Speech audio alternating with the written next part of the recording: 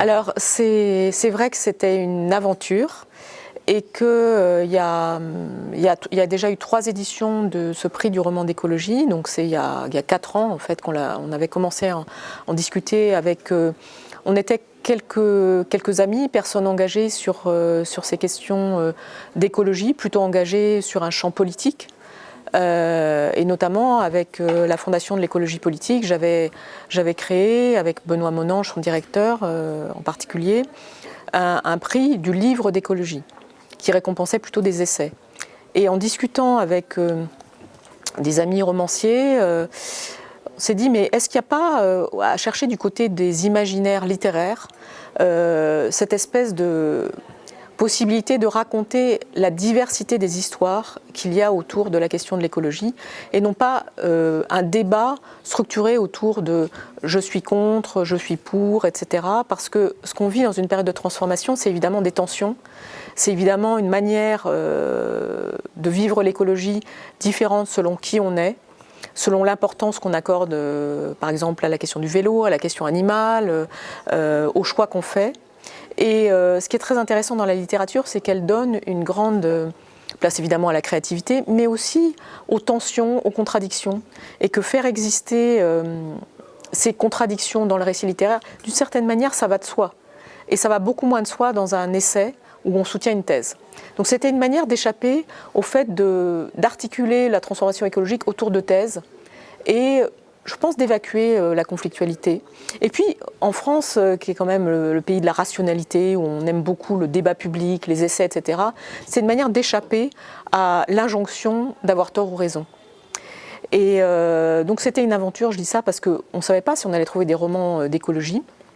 On savait qu'il y avait des essais, ça c'est sûr, mais on voulait quelque part inscrire dans un contexte francophone, puisqu'on a créé un prix francophone et non pas seulement français, inscrire dans cet espace francophone la possibilité qu'il existe quelque chose qu'on n'avait pas encore qualifié, qu'il n'y avait pas de catégorie de roman d'écologie, on ne voulait pas faire du nature writing à l'anglo-saxonne. Donc voilà, la première année, c'était en 2017, nous avons été 5-6 à lire, conseillés par des libraires qui avaient lu certains ouvrages et qui disaient « vous trouverez peut-être là un roman d'écologie ». Certains c'était sur les titres, d'autres ils avaient lu, mais par exemple la première année on a lu 2 romans, l'un s'appelait Sanglier avec un S, l'autre Sanglier sans S, et l'un ne traitait pas du tout de questions d'écologie mais plutôt de la question de l'extrême droite, l'autre traitait davantage la relation à la nature. Et puis, on a trouvé donc ces romans avec 2 critères. Il fallait que ce soit des romans de qualité littéraire, que la langue y soit belle, et que l'écologie, les thématiques écologiques au sens large, occupent une part substantielle, comme on dit, de l'intrigue. Et c'était pas seulement la nature, c'était aussi transformer la ville, la cause animale, se déconnecter, au fond raconter ce que nous vivons aujourd'hui de manière assez concrète et sans doute plus concrète que peut-être dans le champ des essais.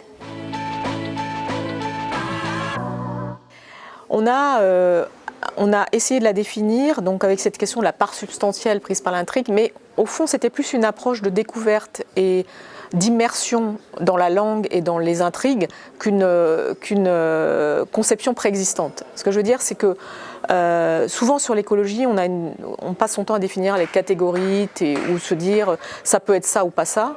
En fait, le plaisir de la lecture, c'est aussi de se dire mais ça, c'est certainement un roman d'écologie. Et par exemple, la première année, la romancière qui a eu le prix, qui s'appelle Emmanuelle Pagano, et qui en fait a écrit 3 romans. C'est une approche sur l'eau, c'est une trilogie des rives, c'est comme ça que ça s'appelle ces romans.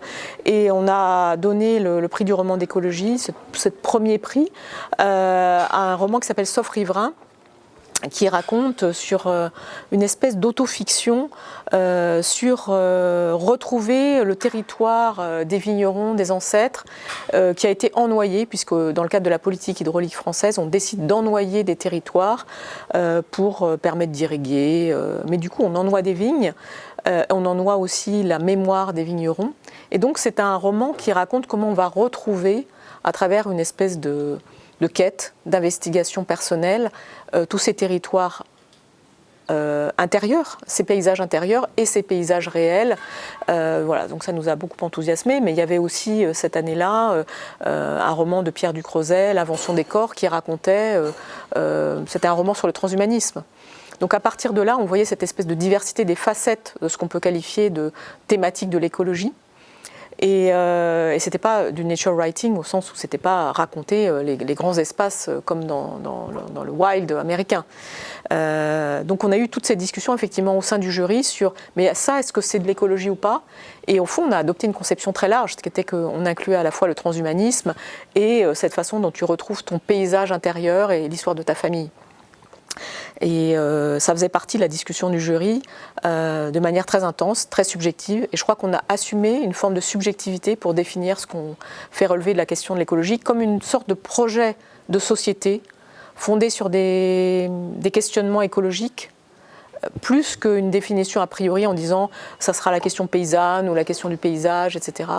C'est-à-dire à la fois embrasser une grande diversité de thèmes, mais y associer des questionnements qui relèvent du nouveau modèle de société qu'il faut inventer sur un modèle non extractiviste, donnant sa place à la jeunesse, donnant sa place à une nouvelle pensée du vivre ensemble. Et d'une certaine façon, on a assumé par exemple la dimension de l'engagement autour de ce prix littéraire, ce qui n'allait pas forcément de soi au départ, mais c'est apparu progressivement autour des discussions du jury. De l'engagement, tu veux dire des auteurs ou... De l'engagement autour du fait qu'émerge un nouveau projet de société. C'est-à-dire que, par exemple, quand on récompense Emmanuel Pagano et Sauf Riverain, c'est pas du tout un roman engagé a priori, mais c'est quand même un roman qui démontre quelque chose sur le fait qu'il faut retrouver des mémoires enfouies et qu'il y a une espèce de discussion, d'enjeu autour d'un choc des mémoires, qu'on avait oublié cette mémoire des vignerons pour imposer cette politique hydroélectrique. Et qu'il y a eu une sorte de négligence, ou je ne suis pas sûre qu'elle était consciente, mais de sentiment qu'enfouir certaines mémoires, c'était pas grave, et au fond, ce roman démontre le contraire. Et quand tu veux dire engagement, tu parles aussi des rapports de pouvoir, du coup, par exemple Il me semble, de la même manière que dans L'Invention des corps, la première année, quand Pierre Ducrozet raconte ce qui se joue autour du transhumanisme, on peut y voir une critique du capitalisme. Ou par exemple quand Harold Enroth, pour son premier roman, Les liens du sang, raconte, prend parti en fait sur la cause animale en parlant des abattoirs et de la relation entre un père et un fils, il raconte aussi la précarité du salariat. Mais je ne crois pas du tout que ces auteurs aient voulu faire des romans militants. Simplement quand tu les lis, tu te dis tiens, mais il y a quelque chose qui se passe là sur réviser ce qu'on considérait comme une forme de normalité. La deuxième année, Serge Joncourt qui a eu le prix pour son roman Chien-loup. Chien-loup, c'est un roman qui raconte la déconnexion des urbains et quelqu'un qui part dans le Lot, dans un lieu qui pourrait être qualifié de zone blanche au sens où il n'y a plus de possibilité de se connecter et qui va y rencontrer un animal hybride entre le chien et le loup et qui va retrouver au fond des émotions enfouies en lui sur le fait de se nourrir différemment, sur le wild. Donc, je ne sais pas si le terme d'engagement est le bon terme, mais en tout cas, il y a un questionnement qui émerge de ces romans d'écologie, qui n'est pas un questionnement de la même manière que quand on écrit un essai, on soutient une thèse, mais on n'en sort pas indemne sur le fait de se dire « tiens, je vivais comme ça, peut-être qu'il faudrait que je vive autrement ». Oui, c'est ce que certains ont appelé l'écologie sensible, c'est-à-dire le fait que on ne peut pas toujours théoriser ou on ne peut pas toujours aussi utiliser un langage abstrait. Moi, ce que je trouvais très intéressant et ce que nous trouvions, parce qu'il faut encore une fois rappeler que c'est quelque chose de collectif. Par exemple, deux écrivains nous ont beaucoup accompagnés. Alice Ferney, qui avait écrit une biographie romancée de Paul Watson, Le règne du vivant. Alexis Génie, qui a eu un prix Goncourt en France en 2011, mais qui racontait aussi qu'avant d'être romancier, il était professeur de sciences naturelles et que grâce à ce prix, il retrouvait quelque chose de... Au fond, il réassociait une sorte de compétence et la réalité de sa manière, de ses engagements. Donc avec Dalibor Friou, l'ami avec lequel on a créé le prix, qui est également romancier, on voulait retrouver le lien entre l'intime et l'espace public. Je crois qu'il y a quelque chose de très intéressant quand tu lis un roman, c'est qu'à la fois tu le lis toi, mais tu peux le partager avec d'autres, et que le roman décrit un être au monde en fait. Mais il le décrit dans toute sa subjectivité. Donc on faisait le lien entre des engagements pour l'écologie et la subjectivité et la façon dont chacun peut se sentir bouleversé ou pas par une écriture. Et on a constitué un jury de 20 personnes dans lequel il y a la moitié de jeunes, d'étudiants en fait, qui appartiennent soit à l'école du paysage de Versailles-Marseille, soit à l'école nationale supérieure des arts, aujourd'hui de Cergy. Avant, c'était le master de création littéraire du Havre. Et dans ce jury transgénérationnel, chacun a sa voix. Et chacun nous dit au fond comment il a été ému par tel ou tel des romans qu'on a sélectionnés. Il y a 6 romans qui arrivent en phase finale. Et ce qui est frappant dans ces discussions du jury, c'est qu'il y a une discussion, moi je trouve, d'une grande intensité sur le projet de société écologique. Parce qu'il y en a qui ont détesté tel roman. Il y en a qui te disent mais non, mais ça c'est pas de l'écologie. Il y en a qui te disent mais au contraire, ça c'est vraiment l'écologie. Et donc cette discussion souvent houleuse, toujours intense, mais toujours de bonne compagnie, c'est une discussion démocratique. Et on voit comment chacun d'entre nous peut être ou pas bouleversé et entrer dans l'écologie par ses émotions et son histoire. Par exemple, cette année, il y avait des romans très différents. Les Grands Cerfs de Claudie Huizinga, qui raconte une expérience, une immersion dans la forêt et l'émotion de voir ces cerfs, ces animaux majestueux. C'est quelque chose d'aussi bouleversant, je pense, que d'être confronté à un ours ou à un loup. Donc là, il y a quelque chose qui te bouleverse. Enfin, les grands cerfs existent dans le roman. D'autres qui ont été, au contraire, je ne sais pas, mais en tout cas, encore plus émus par un autre roman, La Malchimie de Gisèle Bienne, qui raconte la mort d'un frère à cause de l'empoisonnement par les pesticides. Et ça fait écho avec tout le débat sur Monsanto. D'autres encore, le roman qui a été récompensé cette année, Nous sommes l'étincelle, est un roman qui raconte sur 3 générations, au fond, le contre-projet de société que nous devons mener, avec un manifeste politique qui est le manifeste Do Not Count on Us, qui raconte comment une jeunesse va se mettre de côté par rapport au modèle de société productiviste dans lequel nous vivons. Mais ce qui est passionnant dans ce roman qui a eu le prix, c'est comment ça se passe sur 3 générations. C'est-à-dire qu'on installe aussi l'urgence écologique dans la ténacité, dans la durée et dans le fait que nous devrons mener sur 60, 70, 80 années, en oubliant que peut-être nous ne serons pas là quand ça sera accompli, un projet de société qui n'est pas seulement d'imposer du jour au lendemain le changement. Un autre roman de Thomas Giraud qui s'appelle Le bruit des tuiles.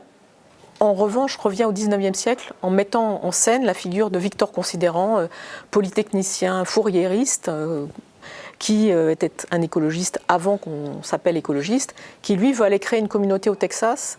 Mais comme il est polytechnicien, il est dans l'abstraction, et donc il achète des terres pour sa communauté qui sont des terres en fait qui sont infertiles. Et du coup, qu'est-ce qui va se passer ? Ça sera un échec.